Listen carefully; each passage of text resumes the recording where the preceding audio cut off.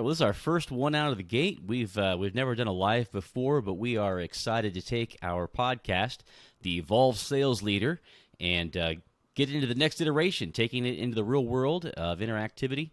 And so we do have a growing audience. I've got confirmation from my producer that we've definitely got a nice audience in the background. They're going to be sending in their questions. All of you on the podcast with us today live, welcome to the Evolved Sales Leader. We're super stoked to have you with us for today's first of what we hope will be many live events moving forward. So we've got a great topic on the table today. We're going to talk about price objections. And, sales is hard work, right? One of the most common and toughest handled categories of objections is going to be the ones that come around and center around that issue of price. It costs too much, or we don't have the budget right now, or your competitor is less, or what have you. Well, our guest today is here to help us with that and some other very important issues. And I'm excited to have with us today Allan Langer. Allan, leveraging his 25-year career in sales leadership, he is now an international sales trainer, coach, keynote speaker, podcaster, and he's the author of the amazing, top-rated book on Amazon, The 7 Secrets to Selling More by Selling Less, the ultimate guide to reinventing your sales life.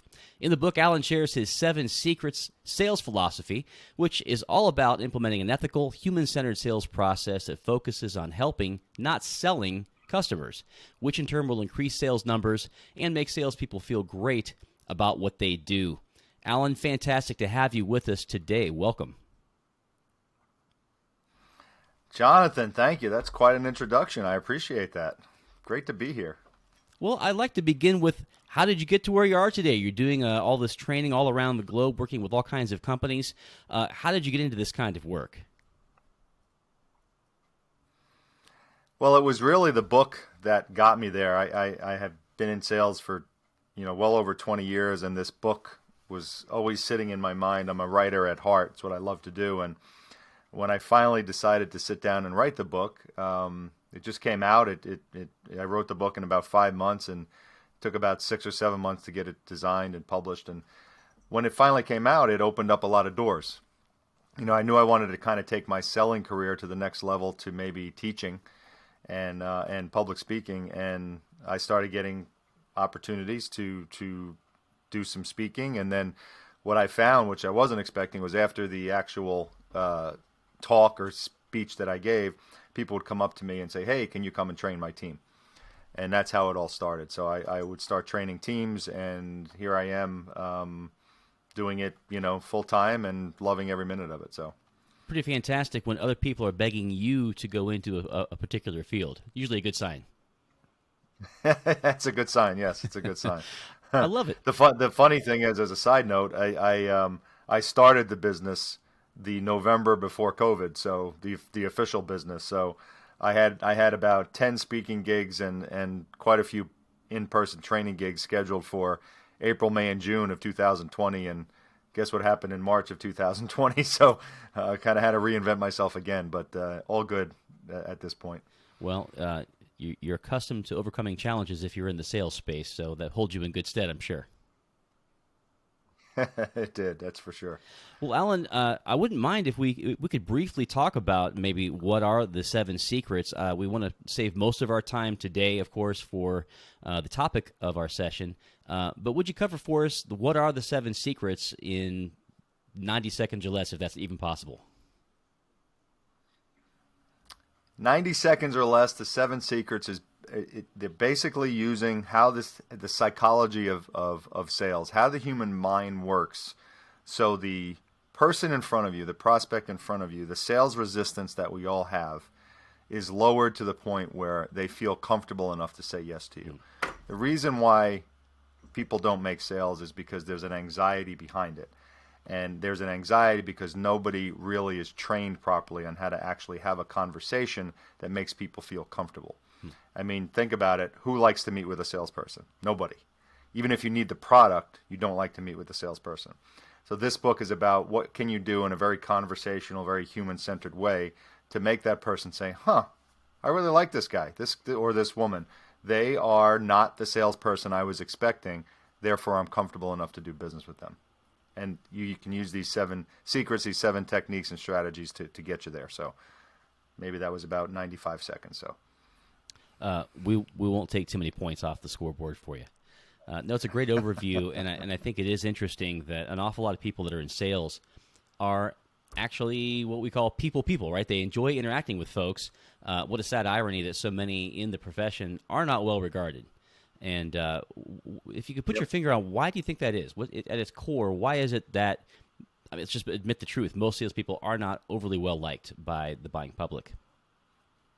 it's simply because so many people have had so many bad sales experiences and bad sales conversations.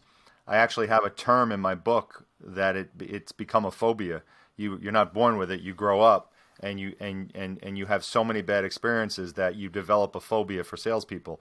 And in tongue in cheek, I call it rip to trustophobia. It's this feeling of I don't want to meet with a salesperson. Get away from me. I'd rather either not buy the product and live with this bad product, or buy it online so I don't have to talk to anybody. I mean, what's the first thing people say when you walk into a store and they say, someone comes up and says, "Hey, can I help you?" What comes out of your mouth immediately without even thinking? I'm just looking. It's okay, I'm just looking. Yeah. Don't go near me, I'm just looking. Yeah. It's sales resistance, and it's simply because so many salespeople have been trained so poorly, and they think it's all about making the sale, it's all about making their quota and making their numbers and getting their commission, and it's not about the customer, and that's what the customer has grown up feeling, and this is why they don't want to talk to you. How do you think that challenge differs by degree when you're dealing with a B2B play? You have a technical solution, a SaaS, for example, and you're trying to get to a decision maker. How does this likability or lack thereof play in that space? As long as there is human-to-human contact, is one person speaking to another, one person speaking to other human beings, it's exactly the same. You know, you could have a technical product, you can have 5 different decision makers, but many times they're making their decision on how they like you rather than the product. Now, the product could be the greatest product in the world, but if you spend too much time talking about yourself or talking about the product and not how it's solving their problems, they're not going to like you enough to feel comfortable enough to make the decision. So I've been asked that question many times. You know, does my techniques or my 7 secrets apply more to B2C? And I'm like, if you're talking to another human on the other end, it's all applicable. Doesn't matter if it's B2B or B2C. I would hardly agree. I think that gets forgotten in the B2B space. Folks get hung up on the idea that this is a business-to-business transaction. We're solving a business problem. So it's just as though that somehow takes the humanity out of the equation, when I agree with you, it doesn't take any of the humanity out of the equation. You can even have a higher price, and if you're the better guy, you can win. And hey, that's probably a good segue to our topic for the day, right? And price is a big issue. There's no question. Yeah. What do you think are the biggest mistakes that are being made in handling price by most salespeople? Oh boy, the biggest mistake, and this is not sales. The typical salesperson, this is not their fault. They've been trained wrong. I've been saying this for years, ever since I've been training pricing. We are trained to try to build the value first, so then the customer will automatically think the price matches up with the value. Think about that for a second. If you actually, let's say I'm selling you something. Let's say I'm selling you a sunroom, and you, in your mind, you think a real expensive sunroom is going to cost you about $25,000. That's in your mind. You're not going to tell me that, but that's in your mind. Well, I walk up to your house and I know that sunroom is going to be $50,000. Okay? But I don't know what you're thinking in your head, so I'm going to spend an hour building all of this value toward a $50,000 sunroom. I'm going to show you the screws, the energy efficiency, the roof, the doors, the glass, all this hard. I'm going to show you all this wonderful stuff that's supposedly going to bring value and get that room to $50,000 in your head. You, on the other hand, are seeing all this stuff, and you're thinking, "Oh my God, this room is going to really cost $25,000." So the value is off. Mm-hmm. So I could spend 5 hours talking about value. You still think it's a $25,000 room. And then when you unveil the price, I'm thinking this guy's definitely going to think this is a $50,000 room. And you're going to go, "Oh my God, $50,000. There's no matching value there. So that's the biggest mistake people make, is they talk about the value first and they don't prepare the customer for the price. So what I train is, how do you actually prepare the customer first, so then they're not surprised when the price is unveiled. Oh, that makes sense. So I want to return to that. What are some other big mistakes that you see being made in handling price? The other mistake is, so for me, when I do my price courses and the workshop, I have a workshop coming up. When I do that, I talk about two things: how you prepare the customer for the price, and then how you present the customer to the price. And most companies get this wrong as well. They don't know how to present the price. And there's quite a few different strategies to do this based on the vertical that you're in. But for example, most companies price their things, except for the retail industry, they'll price their things based on an algorithm or a margin. Okay, so if it costs me $4.10 for this widget and I need a 42% margin, I mark it up, and now this thing is $16.17, and that's the price. But psychologically, that does nothing for me. Numbers, the brain loves numbers. The brain is comfortable with numbers. If you actually present the price in the proper way, psychologically, numbers look better to people than other numbers. So that $16.17 means nothing, but $15.99 means a heck of a lot more.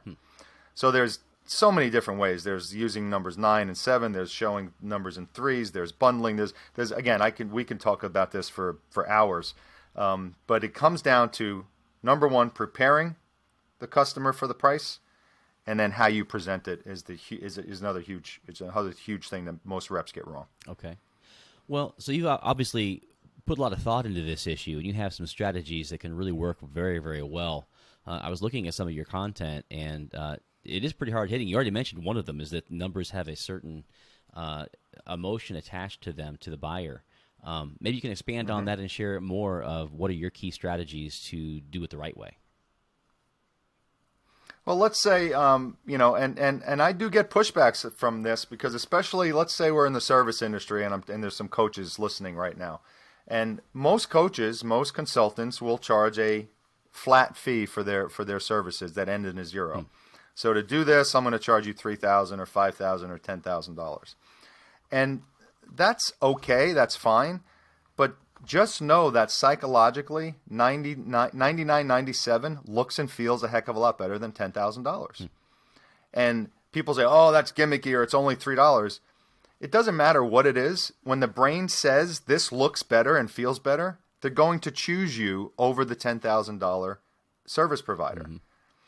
When you look at the retail industry, and I love watching what the retail industry does, because they get it right. They know exactly how to price things. And we are all puppets in their scheme, because we just like suck it in because we can't help it. That's the thing, is like the brain can't help what it likes.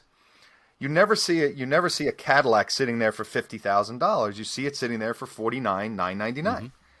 You never see $1 million house listed. You see a house listed for $99,9999. Yeah. So that's not by accident. It's because the brain, if you're looking at two houses listed, one is $1 million and one is $999,999, you're going to go see that house, even though it's $1 difference, because psychologically it feels a lot less expensive and you get more value from it. It's just the way the brain works, and that's just one component of it. Even if you know. Even if you say out loud, right? It feels different. That's interesting. And 7 as well. You mentioned that in your content. That 7 and 9. Yep, 7 and 9. And here's the thing. This is not me just saying this. There's been study after study after. One of my favorite studies. This is a great example of how this works. I forget. I think this was done by a university in England, but they took 3 women's blouses, exact same blouses, and they put them on sale with a price tag. One was $34, one was $39, and one was $40. And they put them on sale for a week, and they say, which one are we going to sell the more of? Now, you would automatically think, well, $34 is the cheapest one, right? It wasn't even close. The $39 blouse sold, 87% of the sales were on the $39 blouse. Hardly anyone bought the $40, and then the rest bought the $34 blouse. Isn't that interesting? So there's obviously a small percentage of people where it doesn't affect them. But when you're telling me 90% of people are affected by the number 9, I'm going to use it as much as I can. And that proved it right there. That is interesting, and even unpacking that further, it makes you wonder if the higher number also felt better because, like, okay, if it's on a rack and this one's 34, is there something wrong with it? Is there a flaw? Right? Maybe there's a subconscious question, and again, getting back to just feeling Yeah, safe. that plays into it. There's so many different layers of pricing, and that is definitely one of them. Absolutely. Yeah, a lot of times you can price too low and hurt yourself because you're creating a perception of value that's not where it needs to Yes. be. Yes. So you have other strategies that you list as well. What is the what's the rule of three? Tell us about that if you would. That's actually one of my favorites because I think it's so powerful. Again, if you're a service provider or anyone, if you're a contractor, anybody that produces a price, don't just give a customer one price. Give them three choices. Now, you see a lot of the SaaS industry or the online software industry doing this, where they actually go to our pricing page and there's three prices, usually three prices. But they still get it wrong because everybody funnels everyone to the middle price. Like, okay, and they like highlight the middle price. You see the lower price, the expensive price, and then you got the big box in the middle. We've all seen that. Yeah.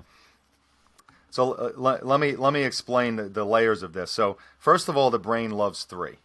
The brain loves things in three. So the more things that you can present in three, the more comfortable the person will be. Okay? Now let's say you're a painting contractor and you are used to saying, okay, here to paint this house is $25,000. Okay? Well, instead of saying, here's $25,000, if I paint the house with this paint, it's $22,000 or $21,999. If I use this paint, it's $24,999. And if I use the super duper paint, it's this price. The brain goes from, am I going to hire Jonathan, to what package am I going to choose with Jonathan? Right. And that's a buying feeling of the brain rather than a yes or no decision. Mm-hmm. Now here's the thing that most people get wrong. The middle price is not there to choose. The middle price is there to get them to your best package. You want your customer to feel like they are purchasing your best package.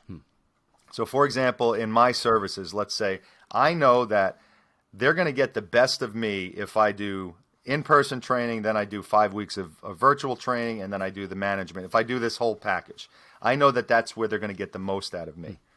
So let's say I price that at $19,997. Instead of making the middle package, let's say I take a couple of the things out, and now the middle package is $15,000, and then the lower package is $10,000. They're probably going to like, well, one's 10, one's 15, one's 20. If I make that middle package 18, and now my most expensive is 20, but they get so much more, guess what package they're picking? The larger one. They're picking my best package. And psychologically, they're thinking, wow, for just another $2,000, I got his best package. I feel great. As opposed to, all right, I guess I got to pick the middle package because I can't really pay for the other one. I'm mediocre, I'm average, I'm picking his middle package. And that's what all of these websites do. You pick their middle package and you never feel like, woohoo, I'm ready to go. Yeah. You want to get their best package, and it not only is good for your customer, but it's good for you because it's the higher profit margin. So everybody wins. So that's what I train is not only show people how to present it in three, but you have to position yourself to get people to your best package, and there's a way to do that. I think that run counters to an awful lot of practice out there right now. That whole middle package, everyone thinks it's about the Goldilocks, not too expensive, not too cheap, right in the middle somewhere. But you make a really great point. There's something about the emotion of it that we're not leveraging. In fact, we're going to the negative, right? Oh, what is my, what's the scarcity factor that's limiting my choice here? That's not a good setup for success on either side of the table. I really like that a lot. So the rule of three is really another number that factors in, right? And then how can you engage your customers? You talk about having them literally help build the pricing when you're setting it up. Yeah, so if you have a product or service where you can have the customer build the product for you, literally it becomes so easy to sell because you're not selling it anymore. The auto industry learned this about 10 years ago when you started to see you can now build your car online because everybody and I mean everybody, hated to go to a car dealership. Who likes to go to a car dealership? Nobody. The term used car salesman is real because when you say it, you get this picture of this greasy car salesperson. Yeah. Now everybody goes online, they build their car first, and then they walk to the dealership and say, here's my car. But what's so beautiful about that is you're choosing your car and the price is going up and down based on the options. So by the time you're done, that's your car. You already bought it. You just, like, I want these wheels. Oh, all right, those are too expensive. I'm going to go to these lower wheels. Now you have that car and you own it. Did you know that the reason why there's so many now kiosks in fast food restaurants like Panera and McDonald's and all of those places, rather than going up to the register, you can actually choose yourself? Because there's a 22% increase in what you purchase if you choose it from a kiosk rather than telling a person. 22%. When you start touching and building, you spend more money. Wow, that's huge. And you own the product. Yeah. 22% is huge in the retail industry. Yeah. That's why you start seeing all of these things pop up, because people order more stuff when they're at a kiosk. So if you can, to answer your question, if you are a contractor or you are someone that can actually say, here are the options. If you choose option A, it's going to be $500, but if you choose option B, it's $450.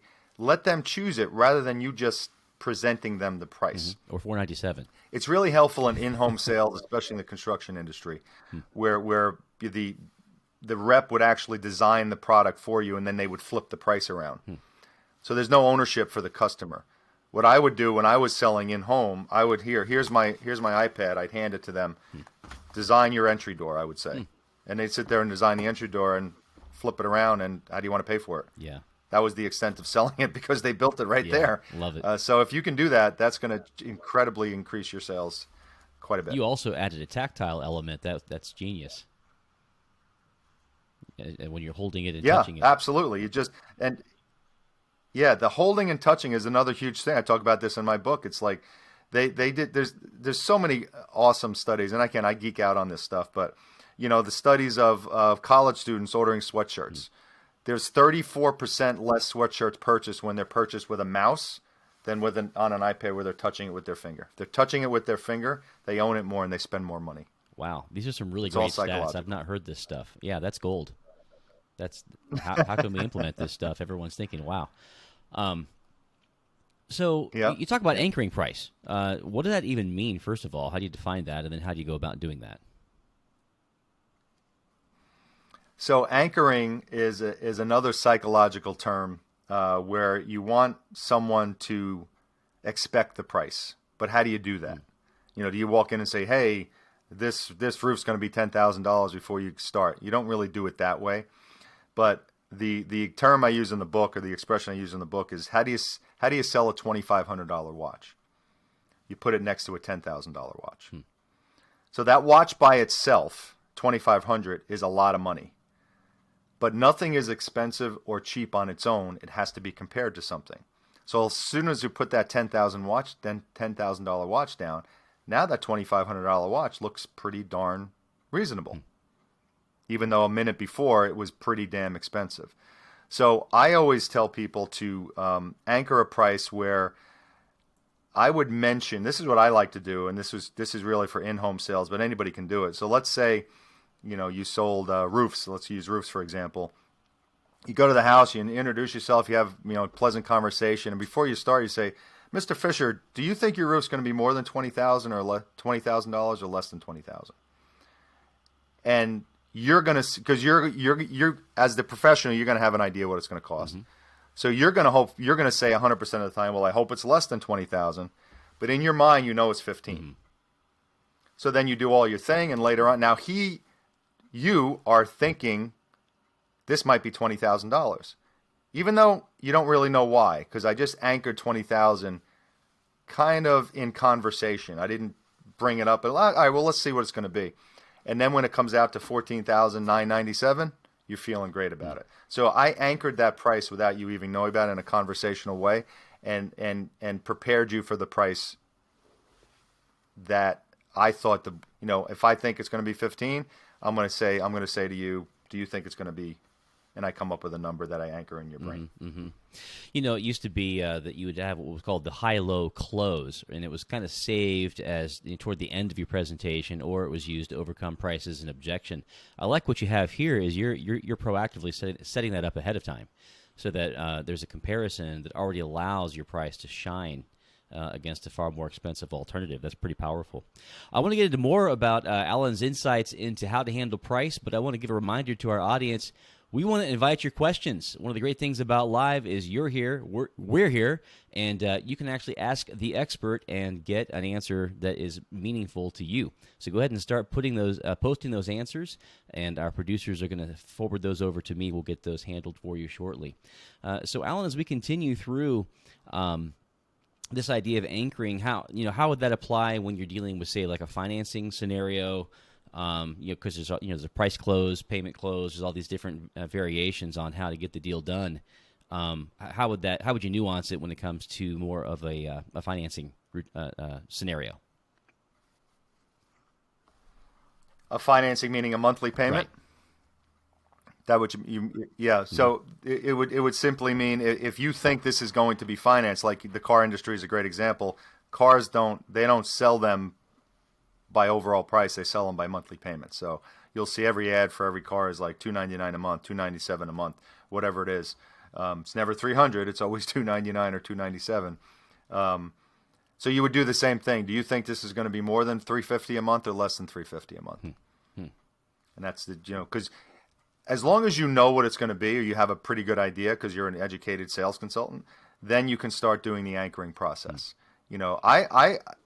For me, always being upfront and candid with people.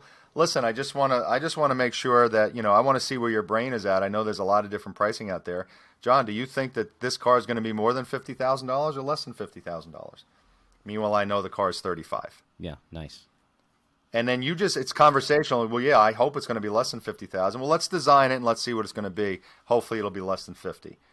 But now you're thinking of 50 the whole time. Mm-hmm. If we go back to the sunroom example, I would have walked in the house and knew that sunroom was going to be $50,000. So I would have said to you, John, do you think this sunroom is going to be more than $65,000 or less than $65,000? Yeah. And you would have been like, holy, because now you had 25 in your head, right? You'd be like, holy crap, I hope it's less than 65,000. Yeah. But now I come in with 48, and you're feeling a lot better because you knew the 25 where you were way off, but it's not 65 either. It's in the middle, and you're going to be. Here's the other thing. When you prepare them for price early on, mentally they have a lot more time to digest. Yeah. See, everyone says, oh my God, my customer always gets sticker shock. Well, two things are happening. They're getting sticker shock because they're not prepared for the price, but they're certainly not ready to digest it because now you want them to sign on the dotted line within 5 seconds of unveiling the price. It's never going to happen. Right. But if they're thinking for an hour that this might be the price, they're going to be a lot more apt to make a decision right there because they've had time to digest the price as well, psychologically anyway. So if we're applying this to an actual flow or sales script or outline, whatever your tool is you're using, could you lay out for us in greater detail how would you implement this? We build a little bit of rapport, like maybe role play a little bit. How would you set this up early on and implement on the concept? Well, again, it's really going to depend on the product and what you're selling. So there's quite a few different ways to do it. So when I'm training or coaching someone, I'll find out what the product is. But let's say it's a lead gen company. Let's say there's so many lead gen companies on LinkedIn. I've worked with quite a few of them, and the pricing for those companies are all over the map. So your lead gen price, let's say it's $15,000 for a package, for your best package. So instead of hoping that you're building all of this value and you're spending an hour giving this demo, not knowing what they think the price is going to be, but you're thinking you're building value to $15,000 and they're hoping it's $6,000, you're never going to sell that job no matter how much value you bring. Yeah. So during that conversation, I would ask a lot of good discovery questions. One of them being, who else have you seen? And have you seen the companies that charge $5,000 to $6,000, or have you seen the companies that charge $25,000 to $30,000? Which ones have you seen? Now I gave him an anchoring range between 5,000 and 25,000. And now their brain is thinking, oh my God, what is this going to be? And you're hoping it's in the middle.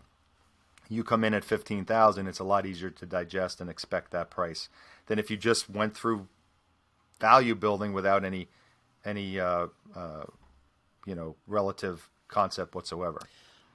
That makes sense? It makes total sense. And actually, that's a great opening for one of our questions we have. Jason, a sales manager, is asking us, how should I react to my competitors' prices? How should you react to well, you shouldn't really be talking about your competitors unless your prospect brings it up. And I never really talked about competitors that much at all, because you want to talk about how you're solving their problems. And again, I need to know what the product is from, I think you said his name was Jason. Most people don't like when you talk about competitors unless they're bringing it up specifically. Sure. And if they're bringing it up specifically, they're saying, well, ABC company is $10,000 less than you. Then I was like, okay, well, since you brought it up, can we see their quote? Because I want to compare apples to apples. Yeah. And that's when you'll find out why they're $10,000 less. Right. Many people who bring that up want you to lower the price, or they don't understand why the pricing is different. But most of the time, they're just trying to beat you up a little bit, and they're saying this company is less than you, and they're giving you the exact same thing. Well, pretty much they're probably not giving you the exact same thing. But if they bring it up, I would say, okay, well, let me see apples to apples comparison. But normally I wouldn't bring up competitors at all, because I just want them to. Once I'm having this conversation and using the techniques I have in my book, they're going to know that I'm there to solve their problem and not there to sell them. And they're going to feel a lot better about me than any competitor anyway. So I like that, and I think that's worth even going a little deeper on. If we had time, I'd love to. We can't today, but think about that in terms of when they really are engaged with you on a human level. They're liking you. They feel like you're there to serve you. That's a pretty big distraction from just a little number, right? They're thinking that there's more of more of a human encounter than just a cold, hard, numbers-based decision, which will only play in your favor.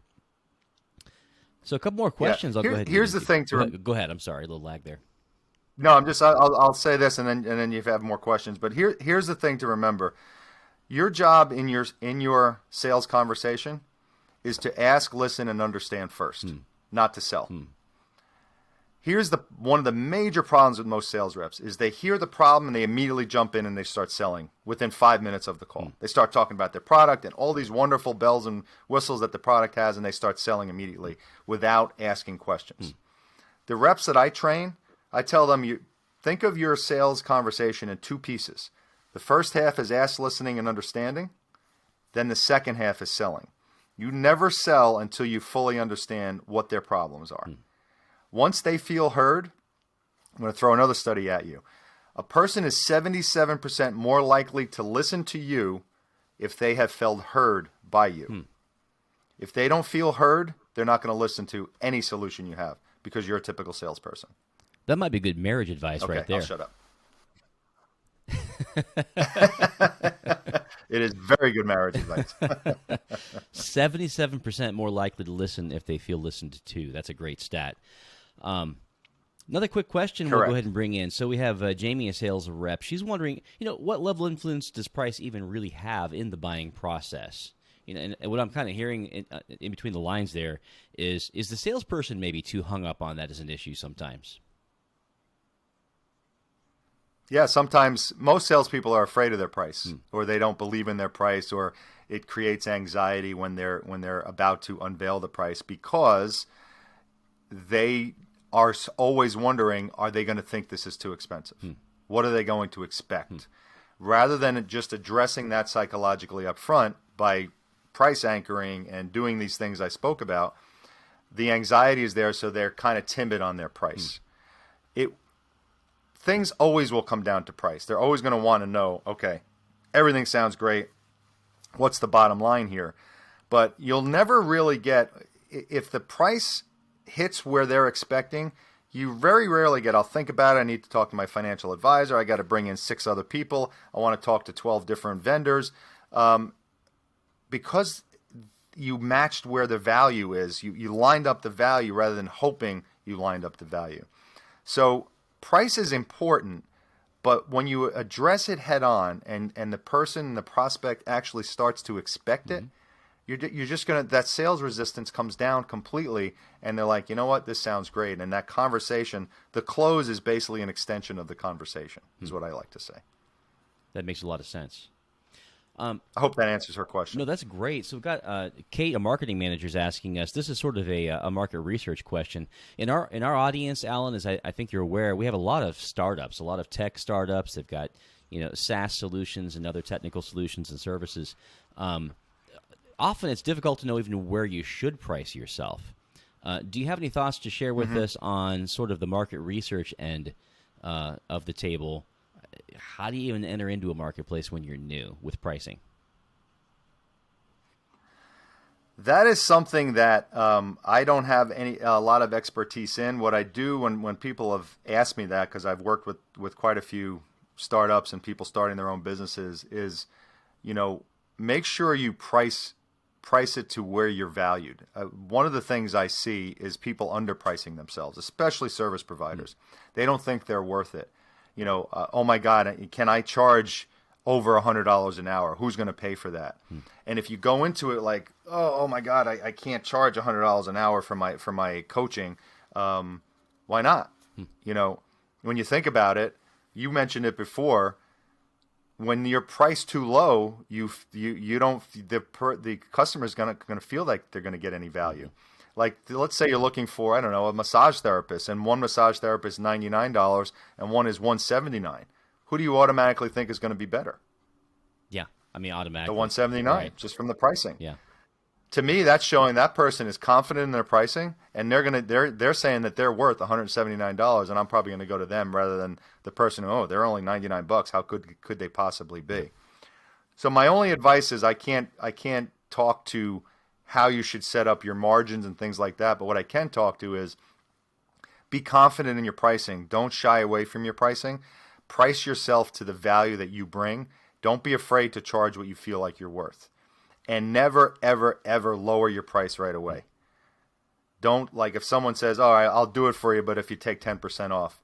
I always say, sorry, that is my price, but what I can do for you is I'll give you another 20 minutes at the back end of one of my coaching sessions. You always add to the value rather than taking away. So that's another piece of advice I would give. That's great. I like that. Instead of lowering your overall price, find a way to offer more value for the price already on the table, is what you're saying. Correct. Love it. And they'll respect you more without you if you don't drop your price. They really will. That's good stuff. Well, we've had a great session already, and there's one more area of insight that I know that you've spoken on in this area of pricing, and that is storytelling. And I'm very curious to hear you share about that. Like, what do you mean, first of all, and what would that look like? Especially, again, our audience is mostly B2B and often at a distance. So how would that play? Tell us about that side. Well, the storytelling can be used in quite a few different areas, whether it's B2B or B2C, and I have a whole chapter in my book about how to use analogies and metaphors. Like, if you're in a B2B space and it's also quite technical, you need to use analogies and metaphors so people understand what you're talking about. If we think about the best teachers we've ever had in the world, and we think back, why do we remember them? We don't remember them because they taught you how to do algebra or calculus. We remember them because they told stories on how to learn that stuff. I remember to this day, in I don't know what grade it was, 4th, 5th grade, and in science, they were talking, the teacher talked about gravity. I don't remember the concept of gravity, but I remember her taking a ball and dropping it. She just told a story, this is gravity, and dropped the ball. And I remember that to this day, 50 years later. And so when you can use an analogy and put your product within the context of a story, you're just going to sell more because people will understand you more. Here's an example I'll give when I do quite a few of my talks, and people like this story. So let's say you're selling fences. Okay, you go to a home and you're selling a fence, and you, John, you're looking for a fence, and I come in and I'm the first sales rep, and I say, yeah, John, we've got 4 different types of fences. One's wood, one's vinyl, one's metal, one's stockade.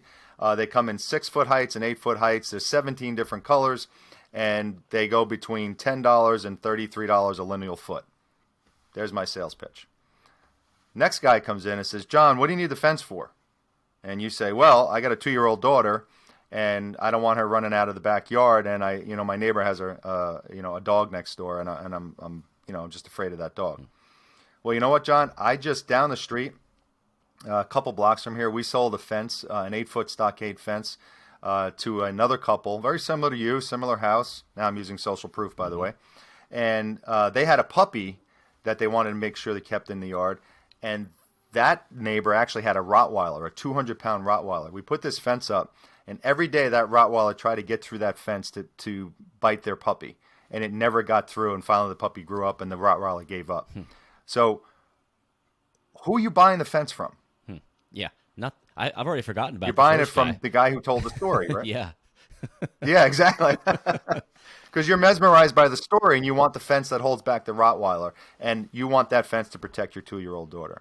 So anytime you can bring in the story, any type of storytelling, and relate it to your product, if you sell kitchens or you sell SaaS software, and you talk about another customer and use social proof, like, oh, I know another car dealership who used the software just like you in the same part of the country, and they saw a 32% increase in sales because of this software.